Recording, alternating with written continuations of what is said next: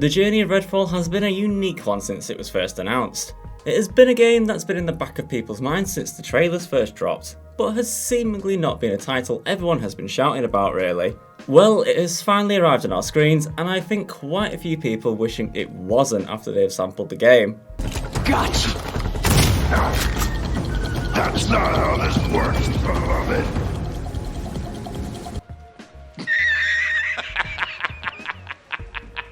First and foremost, we have to address the graphics. This game has been released in 2023, believe it or not, but it resembles a game that could have easily been released in 2010. Graphics are not the be-all and end-all of a game's success, but you can just tell some of these graphics are not intentional at all. Textures are smoother than yogurt, lighting changes are non-existent, and guns look like they're made out of rubber erasers. While this changes nothing about the actual gameplay, it does affect the environments you explore a lot and can drastically alter your experience of the game itself. This is before we even properly address the graphical glitches we encountered through the playthrough. There were moments where the game looked good. It really gave me a Left 4 Dead vibe, which is always welcomed. The actual environments felt very Back 4 Blood as well, which is either a compliment or an insult based on how you felt about that game. In all honesty, I have never encountered a game that wanted me to dislike it more than Redfall did. And yet, after many hours of playing the game, I want to like it more than I do. It feels like the more I try, the more the game smacks me down for even trying to think I can like it. For every step in the right direction, Redfall takes 2 or 3 backwards, either for its numerous technical issues or just a lack of interesting evolution in its core shooter mechanics. Upon trying to save the town, we encountered Redfall's first major shortfalls. After rescuing some survivors, it triggers a cutscene, and like every other cutscene in the game, it's just a series of still images. Many of your encounters with vampires while out exploring have all the pomp and circumstance of bumping into a wild Zubat. They have the subtlety of sledgehammers, and they scuttle around like cornered badgers. I couldn't help but think back to the vampires in Vampire Reign on the Xbox 360, and how deeply unfun they were to encounter as well. Redfall imports many of the traditions and superstitions attributed to vampires.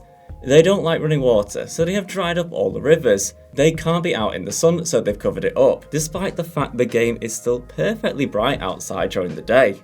One superstition that seems to ring a little too true is the one about vampires needing to be invited into your home. I cannot tell you how many times a charging vampire has stopped dead in their tracks at the threshold of a doorway. I'd like to give credit to the game, but it's just one of the many ways enemy pathing is an absolute mess. What are you doing? Whether you're fighting cultists, mercs or vampires, the AI just feels outdated or non-existent at all. I've often picked enemies off with a sniper from a distance and noticed their comrades don't even bat an eyelid at the pool of blood that used to be their friend. In short, the enemies are really dumb and they're just not fun to fight at all. The writing of the game can be a little all over the place as well. One of the survivors in the firehouse quite nonchalantly asks you to check the last known location of his brother. He's fairly certain that he's been captured by the cultists, but he doesn't seem too pushed about it at all. When you return to tell him you found an explosive trap that used a recording of his brother as bait, he seems even less bothered about it all. Then there is a series of missions where the doctor of the group asks you a very personal favour. He wants you to leave his father's pocket watch on his mother's grave so they can rest together. Once you place the watch on the grave, inexplicably you are given the option to steal it back again. The subsequent missions are all worded to suggest you may have stolen the watch, and they ham-fistedly shove in an element of moral ambiguity that is completely absent from the rest of the game. There's missions for the doctor where you place a pocket watch, then get a shotgun from the car boot, then kill one vampire, or an entire questline that make up a significant chunk of the first part of the game. This is to say, not only is Redfall lacking in semblance of pacing, but it is also not very long. There isn't a huge amount to do, and outside of the main missions you have neighbourhoods to liberate. This is done by completing one short mission and then killing one vampire underboss. You can say that Redfall rarely gets repetitive, but that is a damning and faint praise. Although some environmental storytelling occasionally makes you want to stray from the beaten path. But what about the playable characters?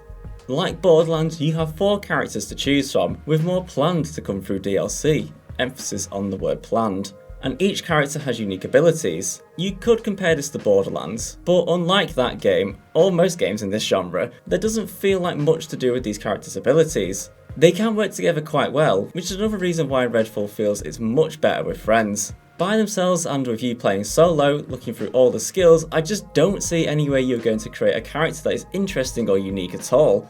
If you're hoping for an RPG level of depth in your character build, I'm afraid to say that Redfall is a huge letdown in that category. For example, I played mostly as Remy. She is the one with the robot companion, and is really a good one to play solo. The robot companion's main ability is to stand where you tell him and to attract enemies, and the robot can also be later upgraded to do damage as well. She can also throw C4s and create an area around herself which heals everyone nearby. How exactly you take these things and turn them into anything other than a discordant set of abilities that have nothing to do with each other is absolutely beyond me.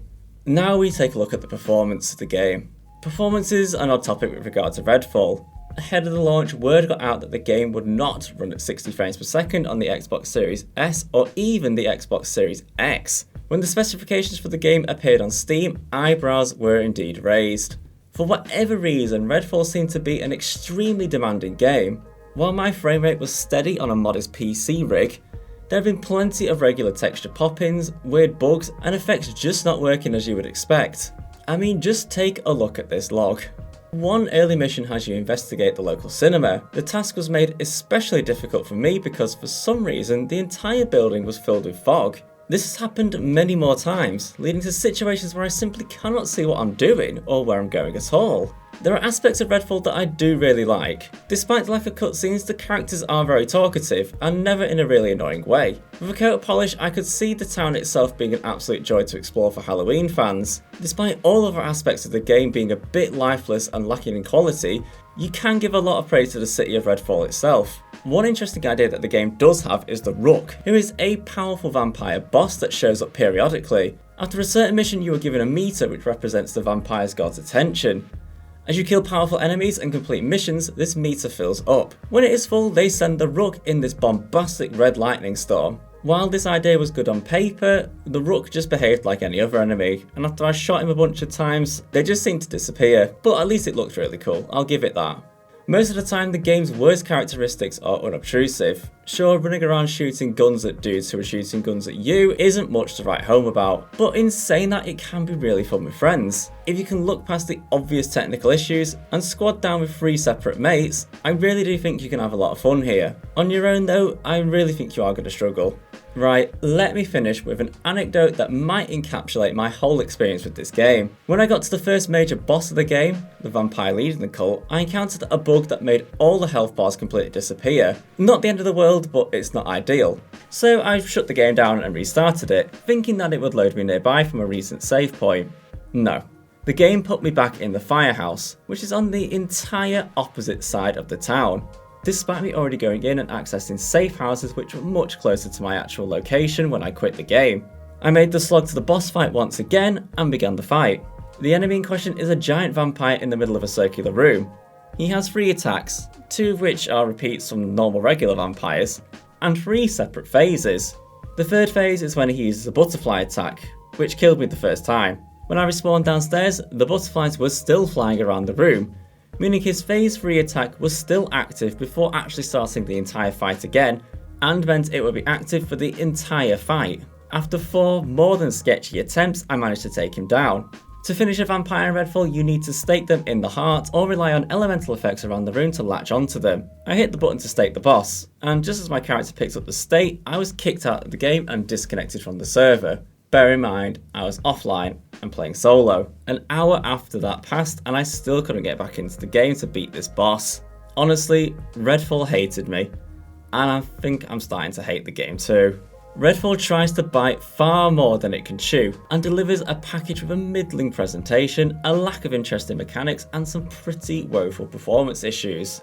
Granted, all of these can be fixed over time, but what can't be fixed is the lifeless gameplay, and the fact that the game just feels so empty. Patches can fix all the bugs and all the technical issues, but that can never be truly healed.